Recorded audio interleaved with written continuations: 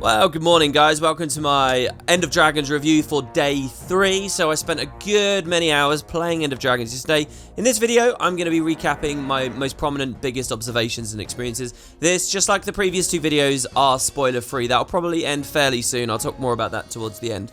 But yeah, so no spoilers here whatsoever. You can just get some of my early takes. The good, the bad, the ugly about the current content that I've been playing. So, if you watch my day 2 video, you'll notice that I've already been to Kaineng, and I kind of like breezed through it doing main storyline, and then I ended up in Ekavald. That was yesterday. Well, today is kind of the reverse of yesterday. As in, yesterday I played loads of story, but didn't really do much map exploration. Well, we can swap those on day 3. I barely progressed the main story. I mean, I actually did listen to a lot of the main story, and there was a lot of character conversation, and that was really nice, but it didn't actually push me much further beyond what all the key plot points I know are. You know, there weren't any insane revelations or anything like that. Mostly in day 3, I'm back in Kaineng, and I'm doing my earliest exploration of Ekavald Forest. Not necessarily just map completing, but finding lots of hidden bonus objectives and things, like, for example, my first jumping puzzle. So I don't know whether this is true right now, but it looks like there might be a jumping puzzle on every map, which is cool. If you honestly think back to Heart of Thorns and POF, they did a lot of jumping puzzle-y things, like the Glory of Tyria Mastery Point is essentially a jumping puzzle if you really think about it, but they never properly sequestered an area of the map off and said, okay, this is a full-on, like, vanilla-feeling jumping puzzle place. I think they might have done that for End of Dragons. I don't know for sure. I know that through the grapevine there is one on Saitung that I missed. No idea where that is, but I actually stumbled upon the one in Kaineng, so the second jumping puzzle of the expansion I've played, and I really enjoyed it. I recommend it to everyone. There's a weird thing where this is the 3rd expansion. Most of us are very savvy with movement now. And, you know, especially when it comes to mounts and gliding and the little Jade bot boost you get for gliding, which, by the way, I think is a huge, huge mastery, way bigger than I anticipated it being, in terms of just how much it opens up freedom of movement and stuff in the game. So you might say, well, End of Dragons needs to have really grueling, really challenging jumping puzzles. We need new Chalice of Tears, for example. But you got to remember, and I've been saying this, I'll say it till I'm blue in the face, this franchise needs new blood. It needs new people who feel comfortable to get in there and play stuff. So I'm imagining someone totally new who goes to Kaineng and finds this thing. I want them to be able to beat it. And, well, they can. So, this is a very simple JP. It's not like a mechanically challenging one. The main thing with it is there are these wind gusts that are happening everywhere. It's a little bit like being in the Colossus, the cliffside fractal, you know, as you're climbing up around the side. You're going to wait for the wind, be patient, and move at the right pace. None of the jumps are too difficult. And it's a little bit like the Silver Waste puzzle as well, in that it's a little non-linear feeling. It's like, okay, what direction do I go? You know, it's more about the sense of scale and spectacle as you're moving. And I think that that is the perfect kind of jumping puzzle. I've long said that my favourite jumping puzzle in Season 3 was not the Chalice of Tears. It was the Siren's Landing jumping puzzle, where you're climbing that massive tower, which I actually think might be my favourite jumping puzzle in the whole game. So here, we're in the ruins of Old Kaineng, and we're actually right on the corner of the map. We're actually so far into the corner of the map that they're not rendering many of the other ruins of the buildings. It's just very foggy, so you can't see. So they give you an impression of stuff out there. And you're like moving out on all this old scaffolding, all this stuff that's been destroyed and blown away by the tidal wave. And just thinking about the tidal wave as I was climbing around up there was this really, really profound, cool experience. An experience I haven't really had since Ore itself, I would say. But yeah, you're climbing around, and as you go, there's even some nice lore there too, which really got me going. I think that the jumping puzzle is kind of set around the ruins of the Napui Quarter from Guild Wars 1, which is where you become Wayno Su. You learn about the Celestials, the Oracle of the Mists, and these are kind of big, interesting areas of the lore and the mists that are very, like, narrowly touched upon and kind of untethered from the rest of the story. So when it comes to End of Dragons, I was really excited to see how much they'd expand on, like, celestial lore and stuff. Like, what is a god? What is a dragon? Everyone always talks about. What is a celestial? How do they fit into this stuff? And ArenaNet didn't shy away from it, which they may well have done. You never know. There is extra lore in the jumping puzzle. As you climb, you're getting these plaques. And what it does is it expands on the previous information we had from the first game. So this is one of those things where popping up a wiki tab from Guild Wars 1 and reminding yourself about, like, the information between the Dragon Celestial and the Turtle Celestial and the Phoenix Celestial. Obviously, these are based on those cardinal, I think it's Chinese stuff, isn't it? that we see in so many games. Actually, refreshing yourself on that lore will help you a lot. And in fact, as I was playing the jumping puzzle, you can see it on the video. I'm like live going back to the wiki, reading the Guild Wars 1 information, reminding myself of it, and then seeing what they do in Guild Wars 2. And they basically just expand on these stories in these fun little ways. That was really gratifying. Even better is when I did get to the top. By the way, there was a bit of a weird thing with the jumping puzzle. I wasn't quite sure if I was meant to be using my Jade Bot Mastery or not. Because it feels like I could kind of invalidate a lot of it if I chose to. But once I finally got to the top, we got a nice achievement. But there was an NPC spirit there. Now, I don't think this is a huge spoiler. As far as I can see, it's untethered to everything else. It's just a little bit of fan service. You can see the ghost of Nika up there. That was kind of a fun throwback. So this is a prominent character from Guild Wars 1. Herself kind of tethered to a character from the Harvest Ceremony, Vizu. And she talks about Vizu, and she talks about Mai. She also talks about the Raisu Palace again. So I'll tell you, my biggest mystery about End of Dragons is giving me 2 massive mysteries right now. 2 really captivating, interesting lore topics, which I don't know where the main story is going. But if these things are not touched on in the main story, I have to do full videos about these. One of them is Raisu Palace and like what's going on there, and I'm insanely interested in it. And even Nika talked about it a bit. So yeah, just really, really fun and a big highlight of the day. So another thing I did in the city was getting my Springer. So you remember yesterday I was talking about getting the Raptor and how they actually integrated it quite well into the city. I don't think I can say the same for Springers, alright? Like, you're in Path of Fire, you get a Springer, you get a real sense of the people who are tending them, that they're a part of the ecosystem there and the way of life and stuff. Here in Kaineng, they're just dumped there. I mean, really, I don't think this worked so well. Yes, it's kind of fun to climb around on the roofs on a Springer, don't get me wrong, but I don't think that was a great integration idea. To tell you guys the truth, I was under the impression for the first couple of days of End of Dragons here, a mistaken impression, that you got the Springers in Echo Vald.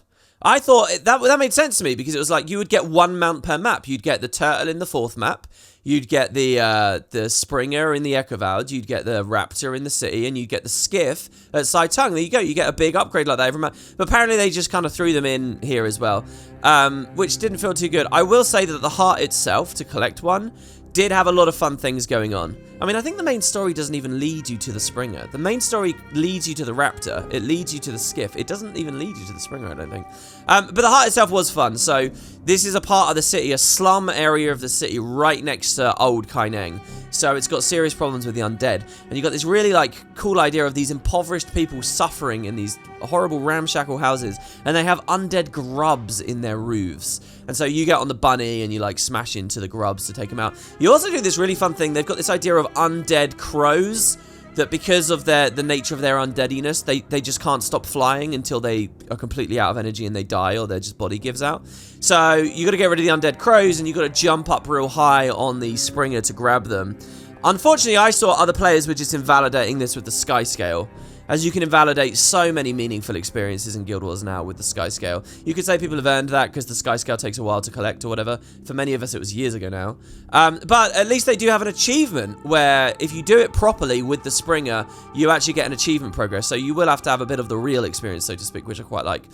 Probably the big highlight, I think, for Lorehounds here at the Springer Heart, and people had been telling me about this for a long time, over day 2 even, is at the end of the heart, they do talk a little bit about the blue orbs. So again, I'm not going into spoilers in this video, don't worry. But the blue orbs are like one of those big mysteries and things from core Guild Wars 2. This mysterious orb the Crate had from the unending ocean. It protected them from the Risen. Where did it come from? How did they get it? What created it? All these kinds of questions.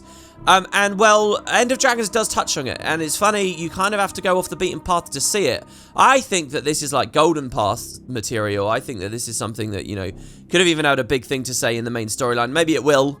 But I've actually found multiple areas in Kaineng where they talk about the blue orbs. This is one of the big ones, and I love to see it. Very, very happy it made it into the expansion, and in a really meaningful, decent way. They also do a fun thing with the heart, just in terms of mechanics, where once you beat the heart, you actually collect a blue orb, and you can place it in different areas of the city there to, like, protect it.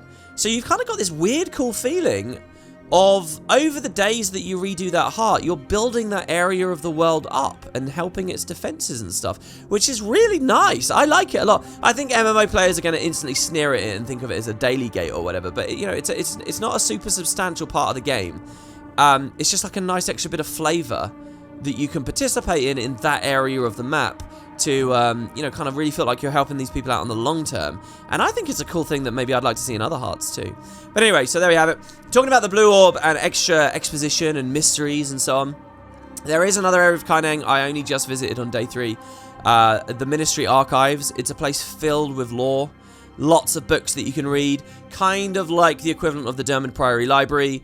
Or like how in Path of Fire there was the Academy where we saw that Joko was rewriting history. And in fact you can see the purists just slipping their propaganda in there, and there was even some random NPC dialogue elsewhere in the city that alluded to it. This was all really fun. A lot of great anecdotes about Cantha. What I especially liked here actually is there was a lot of stuff about the Priory. The Priory had set up here. There's a book signing to do with Snargle as well, and the novelization of the Super Adventure Box, which nobody's going to whatsoever in a quiet corner. So this is really fun. It's nice to see the core Tyria stuff when I'm there in Cantha. Cantha feels so alien and so new, and there's so much new information.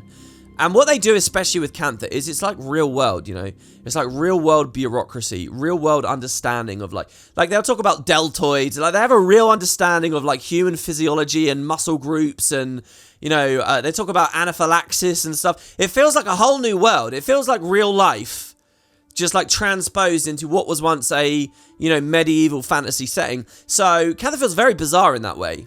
I'm not even sure I totally like the vibe. Like that book signing character sounding like a California Valley girl.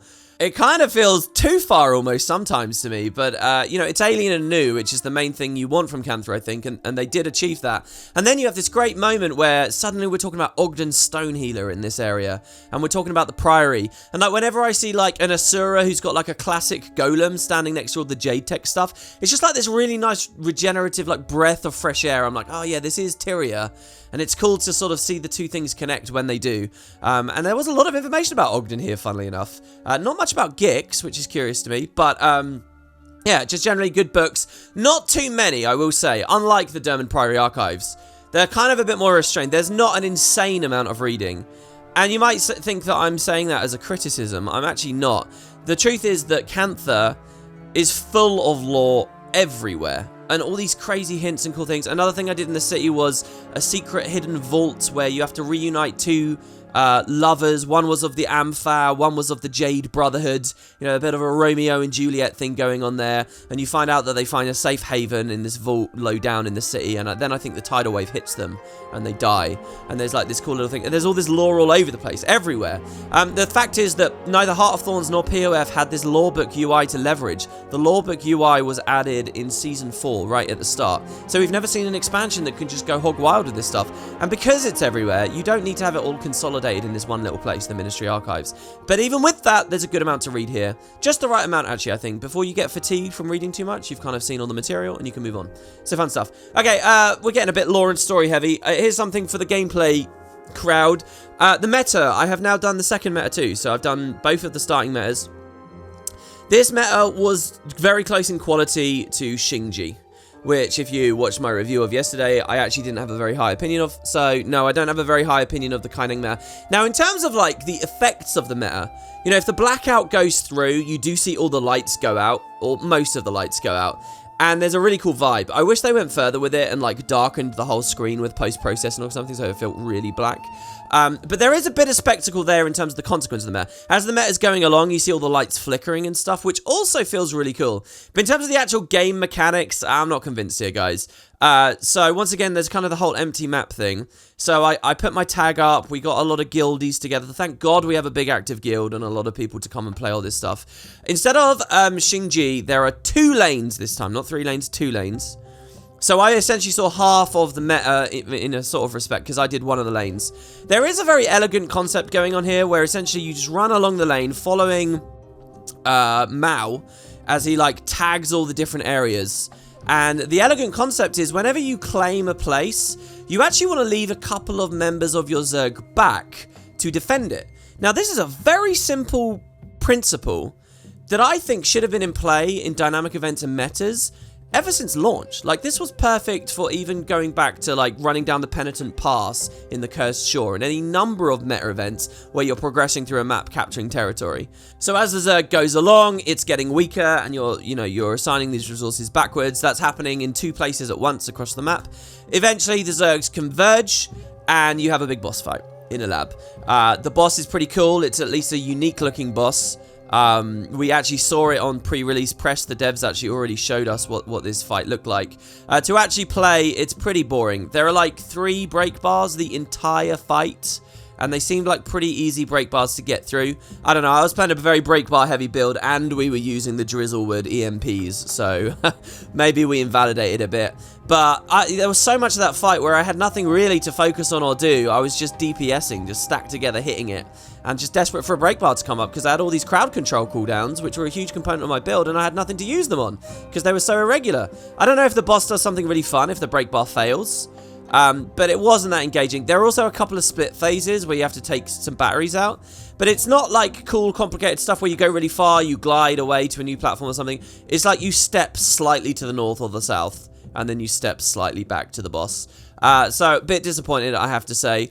Again, it's not that it's an easy meta. I'm fine with it being an easy meta. I don't think metas should be hard. I think failing metas actually drive people away. It's not a good idea. I just want metas to have lots of moving parts and things to see and do and be interested in. Like Verdant Brink Nighttime, right, is an excellent example because no individual boss is hard there. You can kill the Patriarch pretty comfortably. You can kill the Matriarch pretty comfortably, or any of the other satellite bosses. But when you look at the whole meta, you can see there's tons of stuff going on. Fighting the Matriarch is very different to fighting the Patriarch, you know? Not to mention all the camp capturing that went on earlier and the supply running stuff from earlier. Look at Tarir. Each side, north, south, east, west, has very different mechanics for getting through those vines. That kind of stuff is what I think the expansion meta event should be doing. And it wasn't here. It's Path of Fire level again. It didn't even beat Palawadan, stuff like that. So maybe ArenaNet are just doing this thing again, which it felt like they were doing in POF, where they would rather focus on living world metas than expansion metas, because they consider that so much else of the expansion is replayable anyway. Who knows? We'll see what we think about the Echovald meta next. I don't want to be a downer about all of them. I'm going into them with an open mind, but that's honestly how I feel. Next, speaking of Echovald, let's do that. So I had a lot to do here too. Probably the second half of day 3, I spent pretty much entirely in Echovald. And when I say that, I mean both Echovald and Arborstone. Arborstone is going to be like the hub, it seems, for the next era of the game. And I'm quite excited about it because in Heart of Thorns didn't even do this properly. POF, they realized how amazing having a hub would be, but only right near the end of the season, you know? And it was only over 1 episode.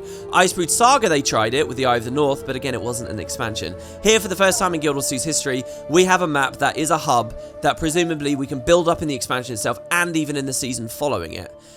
So it really does feel like this great place. As soon as you go there, there's all these like extra collections and unlocks you can get. Essentially Guild Wars 2's version of questing, just terribly branded. So you speak to these NPCs, you offer to help them out. Suddenly they're telling you to go back to Corteria and do, I think it maybe even guild missions, which is amazing, and old meta events and stuff. Like really all these new objectives start opening up, which is very, very cool. And the place is just full of side events. I'm really impressed with Arborstone, which was something that did not capture me pre-release.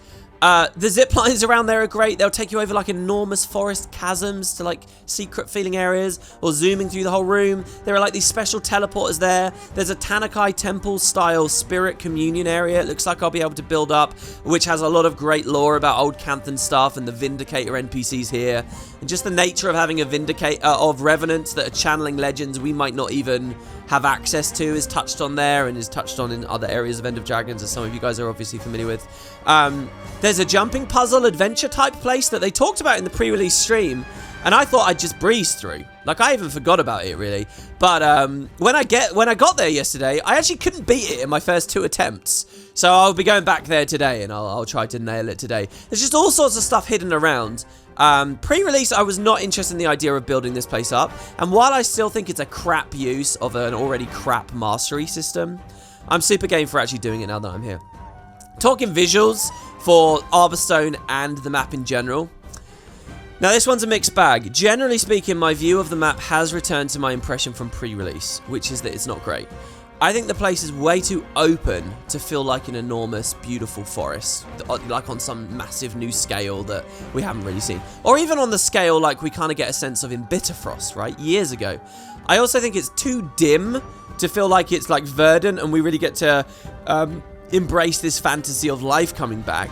And yet it's too bright now to feel gothic and echoey and captivating and stone-like like it was in Guild Wars 1. So we're just in the middle. They've basically followed their idea of the lore very well, but it's left us with what I think is a really uninteresting location, especially if you've already played Heart of Thorns, which this feels a lot like. The lanes are too wide, the spaces are too open in the heights. There are certain places that are really good looking, but as a general rule, I'm not too into the aesthetic of this map. You know, I think back to Guild Wars 1, there was a little area of the Echovald where the Jade Wind had been so strong, it had literally exploded the tops of the trees off, and there was no canopy there.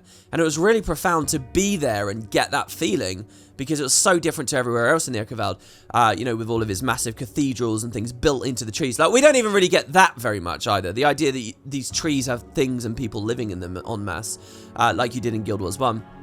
It was one little area. Well, the whole Echovald feels like that now.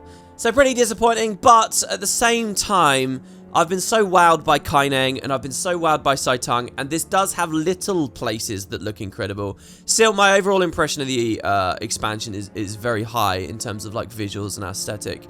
And when I say they nail certain little areas, let's actually talk about this. Usually it's like interiors involving like stained glass.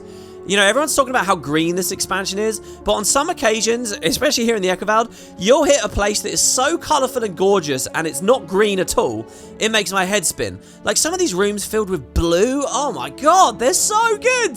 And especially if you're playing through the main story, you'll know, like, there's a place called the Command Center in Echovald that just looks amazing. They do it with golden light sometimes as well. And Arborstone is just chock-a-block with them especially. Echovald I have not fully explored yet, so maybe my opinion will change on day 4. We'll keep an eye out for that. But Arborstone has really shown me some absolutely incredible looking places, and as well that look unlike things that you've seen elsewhere. So, like I say, a bit of a mixed bag. And that's about it for day 3. There is a lot I can still talk about with Arborstone, like the Wardens, who are really cool. Quite often when they introduce like a new race or people, like when we got the Awakened in POF and stuff, they kind of feel very similar, like their voices to voices we've heard before and stuff. But I'll tell you, the Wardens, man, they're cool. I was already a huge fan of the Wardens, but now they're like really leaning into the fact that these guys are like centuries old, and they're huge and badass and intimidating, and to hear them speak is amazing. The story that they're delivering about the factions that are here in the forest is really, really captivating me. It's very, very good. So, but I've got more exploration to do, so we will be doing that tomorrow as I hopefully complete this map and maybe even get to the final one of the X-Pack, the Jade Sea. I'll say, as far as story is concerned, I've still basically just beat Act 2, and as far as I can see, I've got 3 acts worth of stuff to go, so I am loving the... How many hours have I played this game now? I think I'm nearly 20 hours into the RPG. And there's like no end in sight, and that is the greatest feeling to me in the world, so good stuff. I'll be back on day 4. Thanks very much for watching, guys. And I'll just remind you, all of these experiences are here on YouTube. So if you want more to watch, you know, better than I can just show in these crappy little videos here where, you know, the background footage doesn't even show every moment. The full thing's there in 1440p, 60 FPS. So you can check it out. Just have a look on my channel. And aside from that, thanks for watching, guys. I get the sense that a lot of people are starting to beat the game now and are getting way ahead of me at this point. But no matter how you're doing, let me know how it is on your end. Thanks for watching. Try and keep it spoiler free just a little bit longer, and I'll see you in the comments. Take care now, guys.